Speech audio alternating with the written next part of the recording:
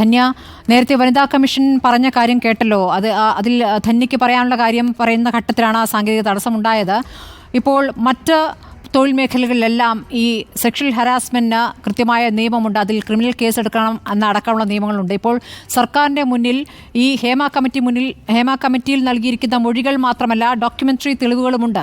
അതും സർക്കാരിൻ്റെ മുന്നിൽ പുറത്തുവിട്ട വിവരങ്ങളല്ലല്ലോ, അതല്ലാതെ പുറത്തുവിടാത്ത രേഖകളുണ്ട്. അപ്പോൾ അതിന്മേൽ എന്ത് നടപടിയെടുക്കണമെന്നാണ് ധന്യ കരുതുന്നത്? നോക്കൂ, WCC മെമ്പേഴ്സ് മാത്രമല്ല, മറ്റു പലരും ഈ കമ്മിറ്റിയുടെ മുൻപിൽ സംസാരിക്കാൻ തന്നെ തയ്യാറായത് ഇത് അവർക്ക് പോലീസ് കംപ്ലൈന്റ് ആക്കാൻ താല്പര്യമില്ലാത്തതുകൊണ്ടായിരിക്കാം, അല്ലെങ്കിൽ അവർക്ക് കോടതിയിൽ കേസ് കൊടുക്കാതിരിക്കാൻ താല്പര്യമില്ല, എനിക്കത് അറിയില്ല. പക്ഷെ എനിക്ക് അറിയാവുന്നൊരു കാര്യം, ഇന്ന് ഈ കമ്മിറ്റി റിപ്പോർട്ടിൽ ഗേൾസ്/വിമൻ എന്ന വാക്ക് പല പ്രാവശ്യം ഈ കമ്മിറ്റി റിപ്പോർട്ട് ഉപയോഗിക്കുന്നുണ്ട്. അതായത് when girls talk to the committee, അവരും സെക്ഷൽ അസോൾട്ടിനെ കുറിച്ച് സംസാരിച്ചതായി ഈ കമ്മിറ്റി ഒന്നോ രണ്ടോ പ്രാവശ്യം പറയുന്നുണ്ട്.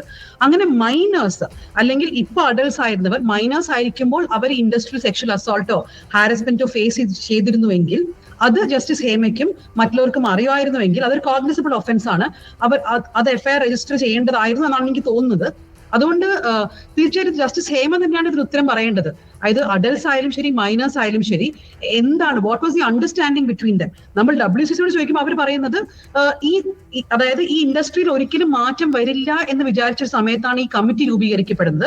അതുകൊണ്ട് തന്നെ പോലീസ് കേസിനും കോടതിയിലൊന്നും പോകാതെ കമ്മിറ്റിയുടെ മുമ്പിൽ കാര്യങ്ങൾ പറഞ്ഞാൽ ഈ ഇൻഡസ്ട്രിയിൽ മാറ്റം ഉണ്ടാകും എന്നവർ വിശ്വസിച്ചു എന്ന്.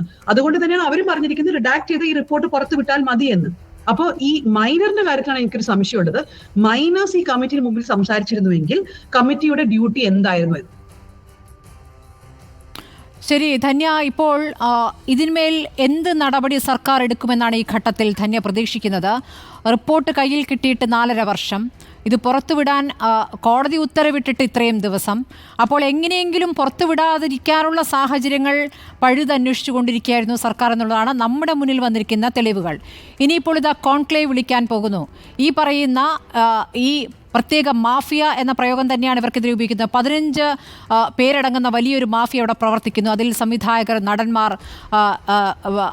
പ്രൊഡ്യൂസർമാരൊക്കെ അടങ്ങിയിട്ടുള്ള ഒരു 15 അംഗ സംഘം. അവർ നിയന്ത്രിക്കുകയാണ് കാര്യങ്ങളെ. അപ്പോൾ അവരെ കൂടി വിളിച്ചുകൊണ്ട് ഒരു കോൺക്ലേവ് എന്ന് പറയുമ്പോൾ എന്ത് പരിഹാരമാണ്? ഈ പീഡകരെ വിളിച്ചുകൊണ്ടുള്ള പരിഹാരം എങ്ങനെ സാധ്യമാകും? സിനിമയിൽ മാത്രം ഒരു പ്രത്യേകത, അതെങ്ങനെയാണ് സംഭവിക്കുക? നോക്ക്, ഈ റിപ്പോർട്ട് പീഡനത്തെ കുറിച്ച് മാത്രമല്ലല്ലോ. ഇത് ഇൻഡസ്ട്രിയിലെ വേജ് ഡിസ്പാരിറ്റി, അങ്ങനെ പല കാര്യങ്ങളും, സേഫ്റ്റി ഇല്ലായ്മ, എല്ലാം ഉണ്ട്. മനുഷ്യ വിരുദ്ധമായ അല്ലെ മനുഷ്യാവകാശ വിരുദ്ധമായ കാര്യങ്ങളാണ് മുഴുവൻ നടക്കുന്നത്. പക്ഷേ ഏറ്റവും പ്രധാനം സെക്ഷൽ ഹരാസ്മെന്റ് തന്നെയാണ്. തീർച്ചയായും. ഞാൻ ഒരു ഔട്ട്സൈഡർ എന്ന നിലയ്ക്ക് ഞാൻ പലപ്പോഴും സർപ്രൈസിങ് ആൻഡ് ഷോക്കിംഗ് ആയിട്ട് കണ്ട കാര്യമാണ്. അത് ഈ ഇൻഡസ്ട്രിയിൽ സെക്ഷലി അസോൾട്ട് ചെയ്യുന്ന നമുക്ക് അറിയുന്ന ആൾക്കാർ പോലും ഇപ്പോഴും എത്രയോ സിനിമകളിൽ അഭിനയിക്കുന്നുണ്ട്, എത്രയോ സിനിമകളിൽ വർക്ക് ചെയ്യുന്നുണ്ട്. അവരുടെ ഒപ്പം തന്നെ ഈ സ്ത്രീകൾ വീണ്ടും വർക്ക് ചെയ്യണം. ഇൻഫാക്ട് ഈ കമ്മിറ്റിയിൽ തന്നെ റിഡാക്ട് ചെയ്യാത്ത ഒരു പോർഷൻ ഉണ്ട്. അതിൽ പറയുന്നത്, എനിക്ക് തോന്നുന്നു അത് പറയുന്നത്, ഒരു സ്ത്രീക്ക് ഒരു കംപ്ലൈന്റ് ഉണ്ടായിരുന്നു, പക്ഷെ എന്നാൽ പോലും ആ സെറ്റിലേക്ക് തിരിച്ചു പോകേണ്ടി വന്നു, അയാളുടെ ഒപ്പം തന്നെ ഭർത്താവെ അഭിനയിക്കേണ്ടി വന്നു എന്ന് പോലും പറയുന്നുണ്ട്. അപ്പൊ ഇതാണ് ഈ ഫിലിം ഇൻഡസ്ട്രി റിയാലിറ്റി. ഇന്ന് ഞാൻ അഞ്ജലി മേനോട് കുറച്ചു മുമ്പ് സംസാരിക്കുമ്പോൾ അഞ്ജലി പറഞ്ഞത്, ഇതിന് ഒരേ ഒരു മാർഗം എന്താ വെച്ചാൽ ഞാൻ മാറി നിൽക്കണം ഈ ഇൻഡസ്ട്രിയിൽ നിന്ന്, അല്ലെ? ഞാൻ എന്തിനു മാറി നിൽക്കണം? അതായത് ഞാനൊരു ആർട്ടിസ്റ്റ് ആണ്, എനിക്ക് ഈ ഇൻഡസ്ട്രിയിൽ എക്സിസ്റ്റ് ചെയ്യണം, അതുകൊണ്ട് ഞാൻ എക്സിസ്റ്റ് ചെയ്തേക്കും. അതിനൊരു സൊല്യൂഷൻ ആയിട്ട് ഈ കോൺക്ലേവ് വരികയാണ്. അറ്റ്ലീസ്റ്റ് ജെൻഡർ അല്ലെങ്കിൽ സ്ത്രീകൾ നേരിടുന്ന പ്രശ്നങ്ങൾ ആദ്യമായിട്ടാണ് മലയാളം സിനിമയിൽ കൃത്യമായി ചർച്ച ചെയ്യാൻ പോകുന്നത്. അതുകൊണ്ട് WCC അതുകൊണ്ടായിരിക്കാം ഈ ഒരു കോൺക്ലേവിനെ ആക്സെപ്റ്റ് ചെയ്യുന്നത്. പക്ഷെ as A journalist covered this, എനിക്ക് തോന്നുന്നു അത് മാത്രം പോരാ, സർക്കാർ അതിനേക്കാൾ കൂടുതൽ എന്തെങ്കിലും ചെയ്തിരിക്കണം. മാത്രമല്ല ഈ മൈനറുടെ കാര്യം സർക്കാർ പ്രത്യേകിച്ച് പറയേണ്ടതാണ്, എന്താണ് സർക്കാർ അതിൽ നടപടി എടുക്കാൻ പോകുന്നതെന്ന്.